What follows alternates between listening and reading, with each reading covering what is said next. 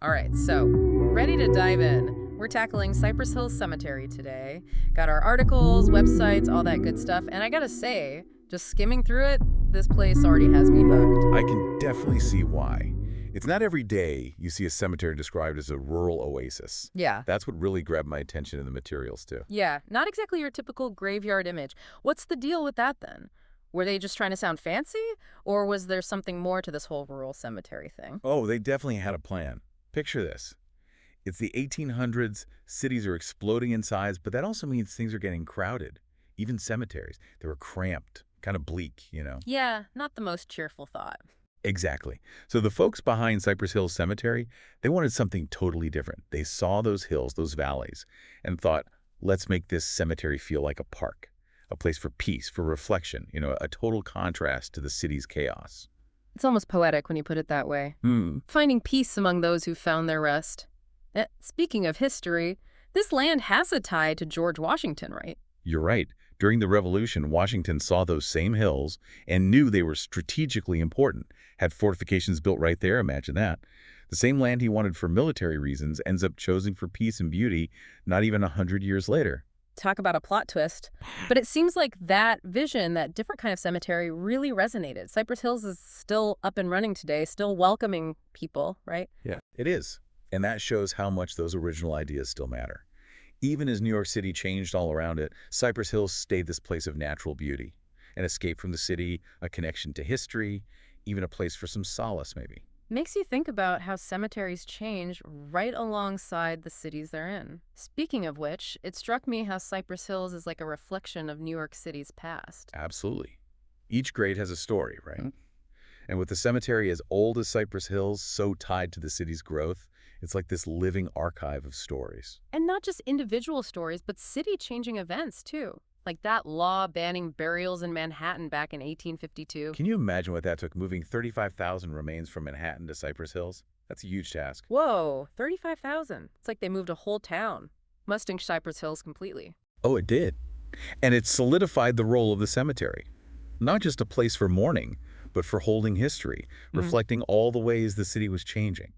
You know, thinking about how big Cypress Hills is, we're actually talking about two separate cemeteries on the same land, right? That's right. You've got Cypress Hills Cemetery, which we've been talking about, and Cypress Hills National Cemetery, started during the Civil War. Which, given the timing, makes you think it's all Union, but that's not the whole story, is it? Nope, not at all. And that's one of those things that makes Cypress Hills even more interesting. It's mainly for veterans and their families, but there are both Union and Confederate soldiers buried there. Wow, didn't expect that. Especially with all the strong feelings around the Civil War, even now. Right. There are actually 235 Confederate soldiers buried there. They were first buried on Hart Island, then moved to Cypress Hills National Cemetery in 1941. It says a lot about how we remember and reconcile, even in a place like a cemetery. It makes you think about the why behind those reburials, the decisions, the emotions involved. But no matter what, Cypress Hills seems to weave together these different parts of history, wouldn't you say? Oh, absolutely. And it's more than just the big events, too. It's the people buried there, each one with a story waiting to be discovered. And trust me, some of these stories are amazing. Okay, so we've got this amazing place full of history, meant to be this peaceful escape.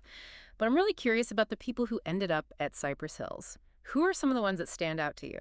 Oh man, where to even start? Cypress Hills is like a gathering of fascinating folks. But if we're thinking about how it reflects the heart of New York City, we got to talk about the civil rights pioneers buried there. That's what I was hoping you'd say. I read about some real trailblazers resting there, people fighting for equality way before the movement in the 60s. For sure. Take Elizabeth Jennings Graham, for instance. She stood up against segregation on New York City streetcars back in 1854, long before Rosa Parks. Wow, 1854. That's incredible. It's amazing how those fighting for justice, they share something, even across generations. It's a powerful link.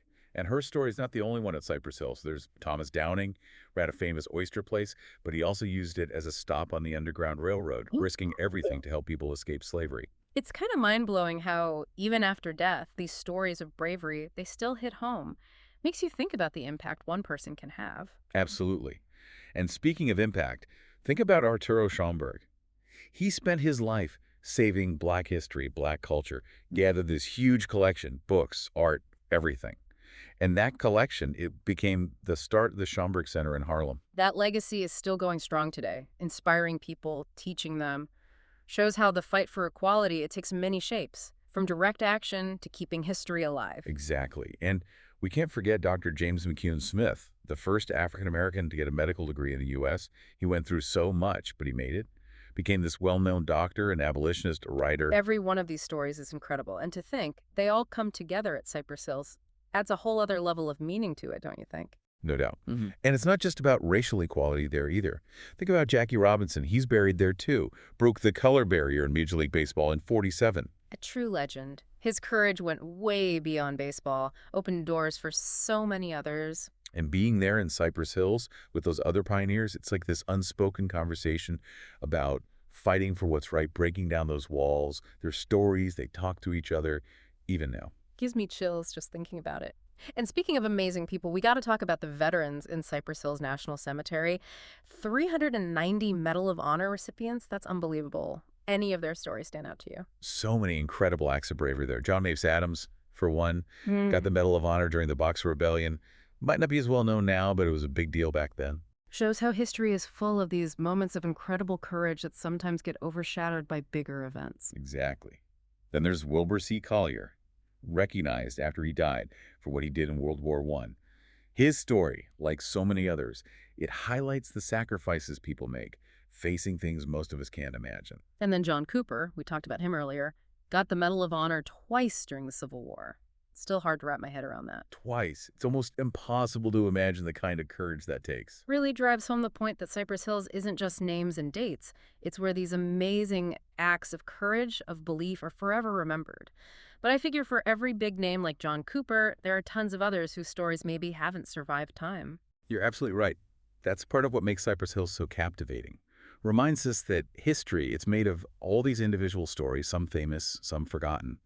But each one adds to the bigger picture. Like pieces of a puzzle, making up this incredible, intricate view of the past. Exactly. And sometimes it's the lesser-known stories, the ones you have to really dig for, that tell you the most about a time period, about the people who lived then. Makes you wonder about those hidden stories, those lives lived, maybe quietly, but just as important. You know, this whole deep dive has changed how I see cemeteries. I used to think sad places, but Cypress Hills, it feels different. It's not just about mourning, it's about stories. And not just famous people, but everyday folks, their struggles, what they achieved, love, loss. It makes you realize everyone leaves something behind, even if it's not carved in stone for everyone to see. You got it. It's really like this living, breathing thing, this tapestry of what it means to be human. And in that tapestry, you find these special places for reflection, like the Police Arlington Memorial we mentioned before. Speaking of, for the very first police memorial in the U.S., I feel like we just scratched the surface. Like this space within a space, Yeah. full of respect. Set up back in 1871, says a lot about the risks police faced, even back then. It was meant to honor those who died doing their duty. Must be pretty powerful thinking about how they still have that yearly service there, the Police Benevolent Association, remembering those they've lost in a place with so much history. It shows you how strong remembrance is, how Cypress Hills keeps those stories, those sacrifices alive for the people who come after. Really reinforces that idea of Cypress Hills being like a living museum. History isn't just something you read about, it's something you feel there, in the air, even in the ground. And it's not just about people in uniform either. We talked about those who fought for justice, but others challenged things in different ways, just as important. You mean like Mae West? Talk about a character, even by today's standards. No kidding. Her humor, how she embraced her sexuality, she really shook up Hollywood. To think, this symbol of Hollywood glitz and glamour ends up resting in a place designed for quiet, for escape from the city, seems kind of ironic. And yet it fits with how surprising Cypress Hills can be. It's a place of opposites, peace and turmoil, old ways and new ways, life and death, all mixed together. We can't forget the artists, the dreamers buried there too. People like Pete Mondrian, his abstract stuff, you'd think it belonged in a modern art museum more than a cemetery. Right. It's wild to picture those colors, those shapes among the regular headstones. Really shows you how many ways humans express themselves, Totally. And then there's John Pitkin, might not be a household name, but his impact is still here today. Oh, for sure. He shaped how Brooklyn and Queens look. literally. Hmm. His story reminds us history isn't just wars and movements. It's about the people who build our world, often piece by piece. Yeah, good point. Every headstone, it's a life lived, a story worth telling. And even in death, those people, they're still shaping things. Their stories, they inspire us, make us think, remind us how strong the human spirit is. Wrapping up this deep dive into Cypress Hills, I just feel kind of amazed, I guess. Amazed by the lives lived, the sacrifices, the stories, the ones we know and the ones lost to time. It's a good reminder, right? We're all part of something bigger, a story that goes way back and keeps going every single day. Makes you want to find out more, those hidden stories, not just in Cypress Hills, but in our own towns, our families. Who knows what amazing people are waiting to be rediscovered? That's the best part of history. There's always more to dig up, more to learn from, more to be inspired by. Couldn't agree more. And for anyone listening who's ever walked by a cemetery without a second thought, take another look. You never know what stories, what connections are waiting for you just inside.